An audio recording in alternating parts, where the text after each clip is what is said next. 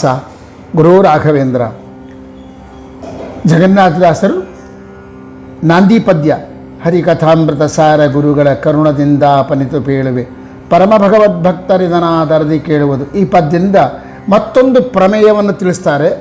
ನಾನು ಮುಂದೆ ಇದರ ಬಗ್ಗೆ ವಿಶದವಾಗಿ ಬರೆದಿದ್ದೀನಿ ಅಂತ ತೋರಿಸ್ತಾರೆ, ಸೂಚನೆ ಕೊಡ್ತಾರೆ.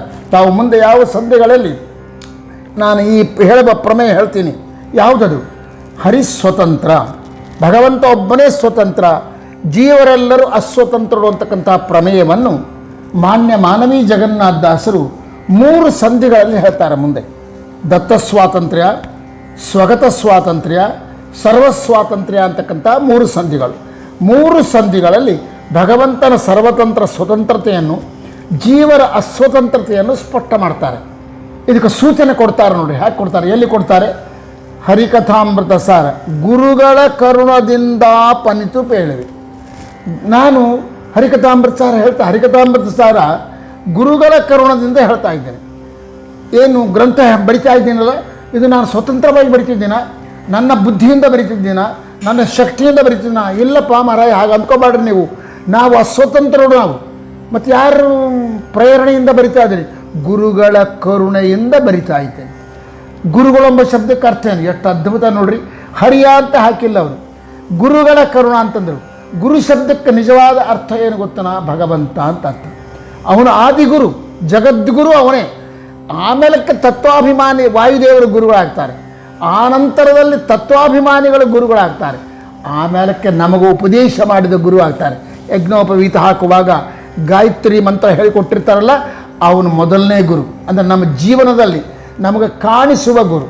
ಅದಾದ ಮೇಲೆ ವೇದಾಂತ ಪಾಠ ಹೇಳಿಕೊಡ್ತಾರಲ್ಲ, ಬ್ರಹ್ಮಸೂತ್ರ ಭಾಷ್ಯ, ಸುಧಾ, ತತ್ವಪ್ರಕಾಶಿಕ ಮೊದಲಾದ ಗ್ರಂಥಗಳನ್ನು ಉಪದೇಶ ಮಾಡ್ತಾರಲ್ಲ, ಅವರು 2ನೇ ಗುರುಗಳು. ಗಾಯತ್ರಿ ಮಂತ್ರ ಉಪದೇಶ ಮಾಡಿದ ಗುರು ಮೊದಲನೇವನು. ಅವನು ಅಪ್ಪನೇ ಮಾಡಬೇಕು. ನ್ಯಾಯವಾಗಿ ನೋಡಿದೆ ತಂದಿನೇ ಮಾಡಬೇಕಾಗಿರ್ತಕ್ಕಂಥದ್ದು. ಗಾಯತ್ರಿ ಮತ್ತಾರು ಮಾಡಬಾರ್ದು. ಗಾಯತ್ರಿ ಮಂತ್ರವನ್ನು ಉಪದೇಶ ಮಾಡಿದ ತಂದೆ ಮೊದಲನೇ ಗುರು. ಅದಕ್ಕಿಂತ ಮೊದಲನೇ ಗುರು ಯಾರಂದರೆ ಅಮ್ಮ, ಅಪ್ಪ, ಅಣ್ಣ ಅಂತಂದು ಇದು ಇದು ಇದು ಇದು ಅಂತ ನಮಗೆ ತಿಳಿಸಿಕೊಟ್ಟಿರ್ತಕ್ಕಂಥ ತಾಯಿ ಇದ್ದಾಳಲ್ಲ, ಅವಳು ನಿಜವಾದ ಗುರು. ಮೊದಲನೇ ಗುರು ತಾಯಿ. ಅದಕ್ಕೆ ಮಾತೃದೇವೋ ಭವ. 2ನೇ ಗುರು ಯಾರಂದರೆ ಬ್ರಹ್ಮೋಪದೇಶ ಮಾಡಿದ, ಗಾಯತ್ರಿ ಮಂತ್ರವನ್ನು ಉಪದೇಶ ಮಾಡಿದ ತಂದೆ 2ನೇ ಗುರು. ಆಮೇಲೆ ಬ್ರಹ್ಮಸೂತ್ರ ಭಾಷ್ಯವೇ ಮೊದಲಾಗಿರ್ತಕ್ಕಂಥ ವೇದಾಂತ ಗ್ರಂಥಗಳನ್ನು ಪಾಠ ಹೇಳಿ ಅದರ ರಹಸ್ಯಗಳನ್ನು ತಿಳಿಸಿಕೊಟ್ಟಿರ್ತಾರಲ್ಲ ಗುರುಗಳು, ಅವರು 3ನೇ ಗುರುಗಳು. ಈ ಗುರುಗಳ ಮೇಲೆ ತತ್ವಾಭಿಮಾನಿ ದೇವತೆಗಳು, ನಮ್ಮ ದೇಹದಲ್ಲಿ ವ್ಯಾಪಿಸಿರ್ತಕ್ಕಂಥ ತತ್ವಾಭಿಮಾನಿ ದೇವತೆಗಳು 4ನೇ ಗುರುಗಳು. ಇದರ ಮೇಲೆ ವಾಯುದೇವರು ಗುರುಗಳು. ಈ ವಾಯುದೇವರ ಮೇಲೆ ಗುರು ಲಕ್ಷ್ಮೀದೇವಿ. ಆ ಲಕ್ಷ್ಮೀದೇವಿಗೂ ಗುರುವಾಗಿರ್ತಕ್ಕಂಥವ್ರು ಯಾರಂದರೆ ಪರಬ್ರಹ್ಮ. ಸೊ ಗುರು ಅಂತಂದರೆ ಮೊಟ್ಟ ಮೊದಲು ಯಾರನ್ನು ತಿಳ್ಕೋಬೇಕು? ನಾರಾಯಣ ಅಂತ ತಿಳ್ಕೋಬೇಕು. ಅವನು ನಾರಾಯಣ ಅಖಿಲ ಗುರು ಭಗವನ್ ನಮಸ್ತೆ. ಇದು ಗಜೇಂದ್ರನ ಬಾಯಿಂದ ಬಂದಿರತಕ್ಕಂಥ ಮಾತು. ಮೊಸಳೆಯ ಕೈಗೆ ಮೊಸಳೆಗೆ ಕಾಲಿಗೆ ಬಾಯಿಗೆ ಸಿಗೆ ಬಿದ್ದು ದಿಕ್ಕು ತಿಳಿಯದಲೇ ಇನ್ನು ಸಾಯ್ತೀನಿ ಅನ್ನುವಾಗ ಆ ಭಗವಂತನ ಪ್ರೇರಣೆಯಿಂದ ಭಗವಂತನ ಜ್ಞಾನ ಬಂದು, ಭಗವಂತನ ಸ್ಮರಣೆ ಬಂದು ತಕ್ಷಣ ಕೂಗುತ್ತಾನೆ. ಅವನೇನು ಕೂಗುತ್ತಾನೆ ಗೊತ್ತನ? ಎಷ್ಟು ಅದ್ಭುತವಾದ ಪ್ರಮೇಯ ನೋಡ್ರಿ. ನಾರಾಯಣ ಅಖಿಲ ಗುರು ಭಗವನ್, ಎಲ್ಲರಿಗೆ ಗುರುವಾಗಿರತಕ್ಕಂಥ ನಾರಾಯಣ ಭಗವಂತ ಅಂದರೆ ಕ್ರೀಡಾದಿ ಗುಣಗಳು, ಕಲ್ಯಾಣ ಗುಣಗಳಿಂದ ಪೂರ್ಣನಾಗಿರ್ತಕ್ಕಂಥ ಪರಬ್ರಹ್ಮ ನಿನಗೆ ನಮೋ ನಮಃ ಅಂತಂತಾರೆ. ಅಲ್ಲಿ ಗುರು ಅಂತ ಹೇಳ್ತಾನೆ. ಯಾಕೆ ಗೊತ್ತಾ?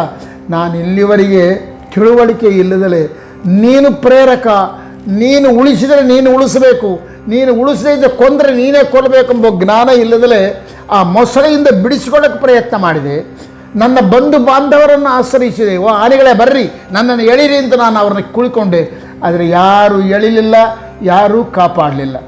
ಯಾರೂ ನನಗೆ ನಿಜವಾದ ಜ್ಞಾನ ಅಂತ ಹೇಳಿದೆ. ನಮ್ಮನ್ನು ಯಾಕೆ ನಂಬಿಕೋತೀಯ ನೀನು? ಭಗವಂತನ ಕೂಗು ಅಂತ ಒಬ್ಬರು ಹೇಳಲಿಲ್ಲ. ನೀನೇ ಅನುಗ್ರಹ ಮಾಡಿ ಏನು ಮಾಡಿದೆ? ಗುರುವಾದಿ. ಹೇಗೆ ಗುರುವಾದಿ? ನಾನು ಮರ್ತು ಬಿಟ್ಟಿದ್ದೆ, ನಿನ್ನನ್ನು ಸ್ಮರಣೆ ಮಾಡಬೇಕೆಂಬ ಜ್ಞಾನ ನನಗೆ ಇದ್ದಿಲ್ಲ. ನೀನಾಗೆ ತಿಳಿಸಿಕೊಟ್ಟು, ದಡ್ಡ, ನೀನು ನಂಬಿದ ಆನೆಗಳು, ಹೆಣ್ಣಾನೆಗಳು ನಿನ್ನನ್ನು ಕಾಪಾಡೋದಿಲ್ಲ, ಈ ಮೊಸಳೆ ನಿನ್ನನ್ನು ಬಿಡೋದಿಲ್ಲ, ನಿನ್ನನ್ನು ಕಾಪಾಡಬೇಕಾದ್ರೆ ನನ್ನ ಒಬ್ಬನೇ. ನನ್ನನ್ನು ಸ್ಮರಣೆ ಮಾಡುವಂಥ ಸಂಸ್ಕಾರವನ್ನು ಕೊಟ್ಟು, ಸ್ಮರಣೆ ಮಾಡುವಂತಕ್ಕಂಥ ಆಲೋಚನೆ ಕೊಟ್ಟು, ನನ್ನ ಬಾಯಿಂದ ಅಖಿಲ ಗುರು ನಾರಾಯಣ ಅಖಿಲ ಗುರು ಭಗವನ್ ನಮಸ್ತೆ ಅಂತ ಕೂಗಿಸಿದ್ದಿ, ನಿನಗೆ ಅನಂತ ಪ್ರಣಾಮಗಳು ಅಂತ ಹೇಳ್ತಾರೆ. ಅದು ಗುರು ಶಬ್ದ ಹೇಳ್ತಾರೆ. ಸೊ ಆದಿಗುರು ಜಗದ್ಗುರು ಯಾರು ಅಂದರೆ ಸಾಕ್ಷಾತ್ ನಾರಾಯಣ.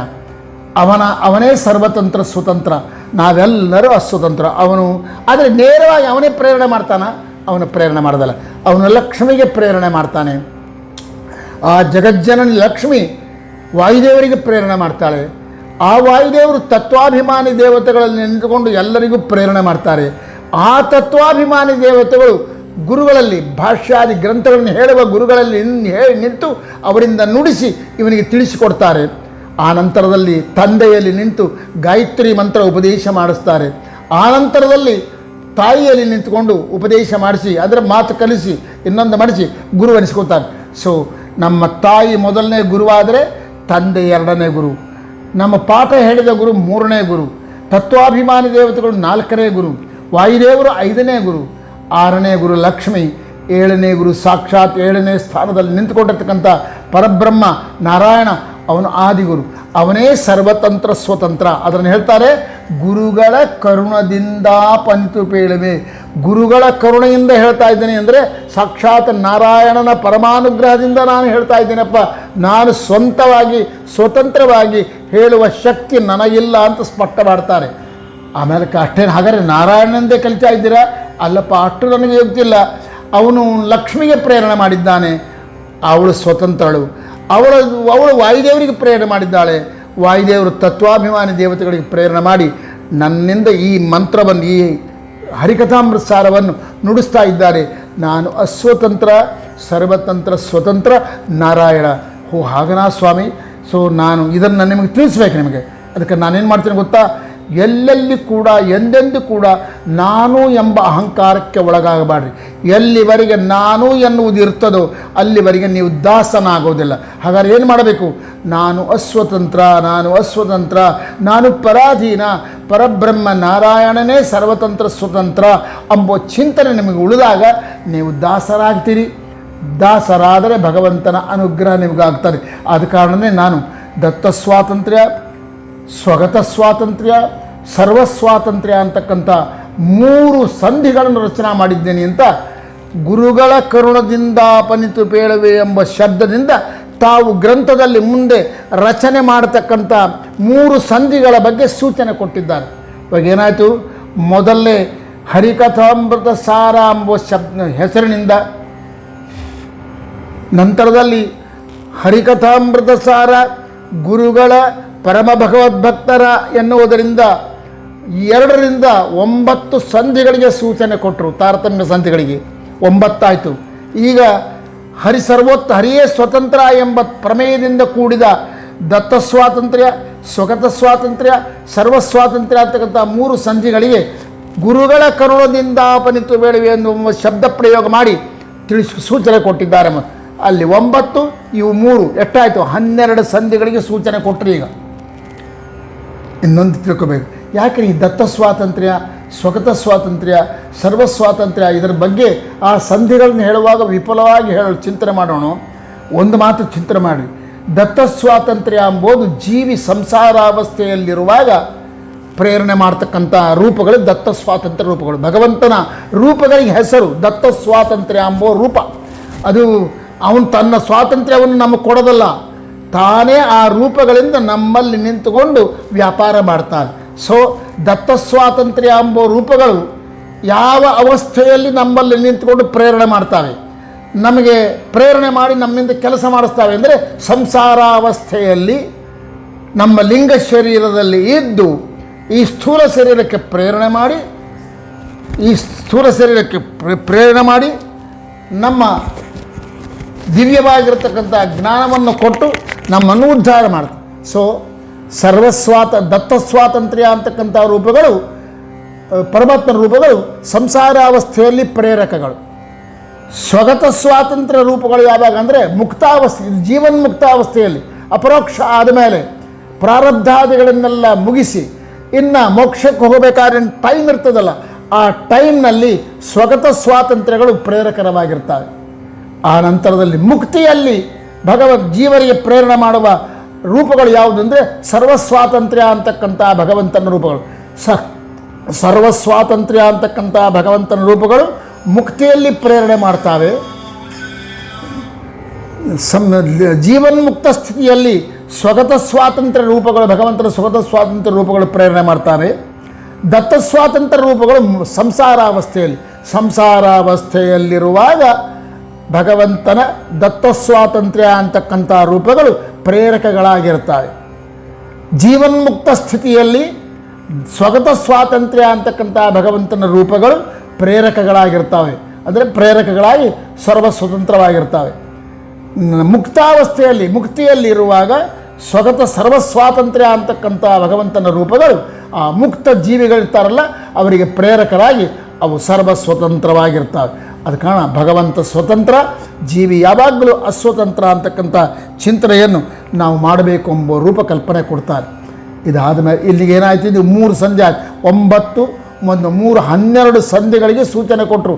2 ಶಬ್ದಗಳಿಂದ ಹರಿಕಥಾಮೃತ ಸಾರ ಅಂತಕ್ಕಂಥ ಒಂದು ಶಬ್ದ, ಗುರುಗಳ ಹರಿಕಥಾಮೃತ ಸಾರ, ಗುರುಗಳ ಪರಮ ಭಗವದ್ಭಕ್ತರು ಎಂಬ ಶಬ್ದದಿಂದ 9 ಸಂಧಿಗಳಿಗೆ ಸೂಚನೆ ಕೊಟ್ಟರೆ, ಗುರುಗಳ ಕರುಣದಿಂದ ಅಪನಿತು ಪೇಳುವೆ ಅಂತಕ್ಕಂಥ ಶಬ್ದಗಳನ್ನು ಪ್ರಯೋಗ ಮಾಡಿ 3 ಸಂಧಿಗಳಿಗೆ ದತ್ತ ಸ್ವಾತಂತ್ರ್ಯ, ಸ್ವಗತ ಸ್ವಾತಂತ್ರ್ಯ, ಸರ್ವಸ್ವಾತಂತ್ರ್ಯ ಅಂತಕ್ಕಂಥ 3 ಸಂಧಿಗಳಿಗೆ ಪ್ರೇರಣೆ ನೀಡಿದರು.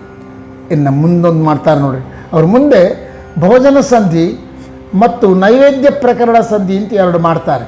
ಆ 2ಕ್ಕೆ ಎಲ್ಲಿ ಸೂಚನೆ ಕೊಡ್ತಾರೆ ಅಂದರೆ ಹರಿಕಥಾಮೃತ ಸಾರ ಎಂಬ ಗ್ರಂಥದ ಹೆಸರಿಂದ ಕೊಡ್ತಾರೆ. ಅದನ್ನು ಇವಾಗ ನೋಡೋ ಪದ್ಧತಿ ಬೇರೆ. ಭೋಜನ ಸಂಧಿ ಎಂಬುದು 4ನೇ ಸಂಧಿ. 31ನೇ ಸಂಧಿ ಯಾವುದಂದರೆ ನೈವೇದ್ಯ ಪ್ರಕರಣ ಸಂಧಿ. ಈ 2ಕ್ಕೆ ಇವೆರಡು ಏನಂದರೆ ಜಗನ್ನಾಥದಾಸ ಅಲ್ಲಿ ಏನು ಹೇಳ್ತಾರೆ, ನೀನು ಅಡಿಗೆ ಮಾಡಿಕೊತೀಯಲ್ಲ, ಮಾಡಿಕೊಂಡ ಅಡಿಗೆಯನ್ನು ತಿನ್ನುವ ಆಹಾರ ಪದಾರ್ಥಗಳನ್ನು ನೇರವಾಗಿ ತಿನ್ನಬೇಡ, ಮತ್ತೇನು ಮಾಡಬೇಕು, ಭಗವಂತನಿಗೆ ಸಮರ್ಪಣೆ ಮಾಡು. ಯಾಕೆ ಭಗವಂತನಿಗೆ ಸಮರ್ಪಣೆ ಮಾಡಬೇಕು? ನಾವೇ ಮಾಡಿಕೊಂಡಿವಲ್ಲ. ನನಗೆ ಮನಸ್ಸು ಎಂಬುದು ಒಂದದೇ. ಆ ಮನಸ್ಸು ಎಂಬುದಲ್ಲ, ಅದು ಒಳಗಿರೋದು, ಕಾಣಿಸದೇ ಇರತಕ್ಕಂಥದ್ದು. ಈ ದೇಹ ಎಂಬುದು ಏನದಲ್ಲಿ ಇದು ಮೇಲೆ ಇರ್ತದೆ. ಕಣ್ಣು, ಕಿವಿ, ಮೂಗು, ಕೈ, ಕಾಲುಗಳಿಂದ ಕೂಡಿಕೊಂಡಿರ್ತಕ್ಕಂಥದ್ದು. ಅಂದರೆ 10 ಇಂದ್ರಿಯಗಳಿಂದ ಕೂಡಿದ ದೇಹ ನಿಂಗೆ ಕಾಣಿಸ್ತಕ್ಕಂಥದ್ದು. ನೀನು ನೋಡ್ತಾ ಇದ್ದೀನಿ, ನಿಂಗೆ ಕಣ್ಣು ಎಂಬುದು ಕಾಣಿಸ್ತದೆ. ಅದು ನಾನು ಕಣ್ಣಿಲ್ಲರಿ ಅಂತ ಹೇಳ್ತೀವಿ, ಅಂದರೆ ಕಣ್ಣು ಕಾಣಿಸ್ತಲ್ಲ ಅಂತ ಅರ್ಥ. ಕಿವಿ ಇಲ್ಲರಿ, ಕಿವಿ ಇಲ್ಲ ಅಂತ ಅರ್ಥ. ನನಗೆ ಕಣ್ಣದೆ, ಕಿವಿ ಅದೆ, ಬಾಯಿ ಅದೆ, ಮೂಗದೆ ಎಲ್ಲ ಅದ. ಅಂದರೆ ಈ ಎಲ್ಲ ಇಂದ್ರಿಯಗಳು ಮತ್ತು ಇದರಿಗೆ ಕೂಡಿದ ದೇಹ ನಿಂಗೆ ಕಾಣಿಸ್ತಾ ಇರ್ತದೆ. ಮನಸ್ಸು ಎಂಬುದಲ್ಲ, ಅದು ಕಾಣಿಸೋದಿಲ್ಲ, ಅದು ಒಳಗೆ ಅದೃಶ್ಯ ರೂಪದಲ್ಲಿ ಇರ್ತದೆ. ಈ ದೇಹಕ್ಕೆ ಆಹಾರ ಇಲ್ಲರಿ, ಆಹಾರ ಶುಚಿಯಾಗಿ ಮಾಡಿಕೊಂಡು ಸ್ವಚ್ಛವಾಗಿ ತೊಳೆದು, ಅಕ್ಕಿ ತೊಳೆದು ಮತ್ತು ಒಳ್ಳೆ ನೀಟಾಗಿ ಯಾವ ಹೊಲಸಿನ ಸಂಪರ್ಕ ಇಲ್ಲದೆ ಮಾಡಿ ಊಟ ಮಾಡಿಬಿಟ್ರೆ ಸಾಕಲ್ಲ. ಅದನ್ನ ಯಾಕೆ ದೇವರಿಗೆ ಯಾಕೆ ಸಮರ್ಪಣೆ ಮಾಡಬೇಕು? ಅದೇ ಈ ಬರೇ ಸ್ವಚ್ಛವಾಗಿ ಶುಚಿಯಾಗಿ ಅನ್ನ ಮಾಡಿ ತಂಗಳಿಲ್ಲದೆ ಇರುವ ರೀತಿಯಲ್ಲಿ ಹೊಲಸಾದ ಪದಾರ್ಥಗಳನ್ನು ತಿನ್ನದಲೇ ಶುದ್ಧವಾದ ಪದಾರ್ಥವನ್ನು ತಿಂದರೆ ಏನಾಗ್ತದೆ ಗೊತ್ತಾ? ದೇಹದ ಬೆಳೆಗಳು ಯಾತದೆ, ಇಂದ್ರಿಯಗಳು ದೃಢವಾಗಿ ಆಗ್ತವೆ, ಅದರಲ್ಲೇನು ಸಂದೇಹ ಇಲ್ಲ.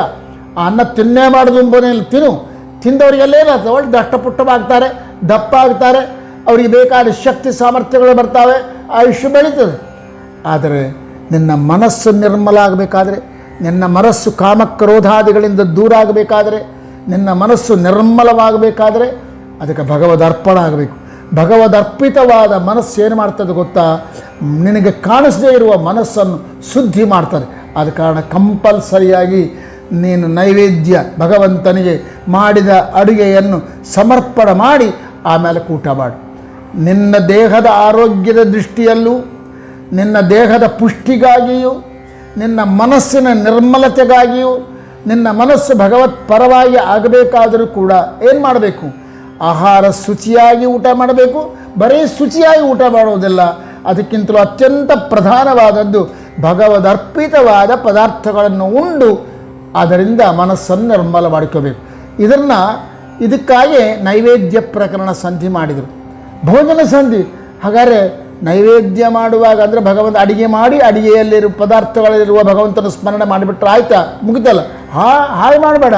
ಮತ್ತು ಊಟ ಮಾಡುವಾಗೂ ಕೂಡ ನೀನು ಭಗವಂತನ ಸ್ಮರಣೆ ಮಾಡಬೇಕು. ಭಗವಂತನ ಸ್ಮರಣೆ ಇಲ್ಲದಲೇ ಊಟ ಮಾಡಿದರೆ ಅದೇನು, ಕೆಲವರು ಮೌನ ಅಂತ ಮಾಡ್ತಾರೆ. ಅಂದರೆ ಊಟ ಮಾಡುವಾಗ ಮಾತಾಡೋದಲ್ಲ, ಯಾರ್ಯಾರು ಸರಿ ಮಾತಾಡೋದಲ್ಲ. ಆದರೆ ಅನ್ನ ಬಂದ ಕೂಡ ತೋರಿಸ್ತಾರೆ ಕೈಯಿಂದ, ಇನ್ನೂ ಸ್ವಲ್ಪ ಅನ್ನ ಹಾಕೊಂತಾರೆ, ಸಾರು ಹಾಕೊಂತಾರೆ, 2 ಸಾರು ಹಾಕೊಂತಾರೆ.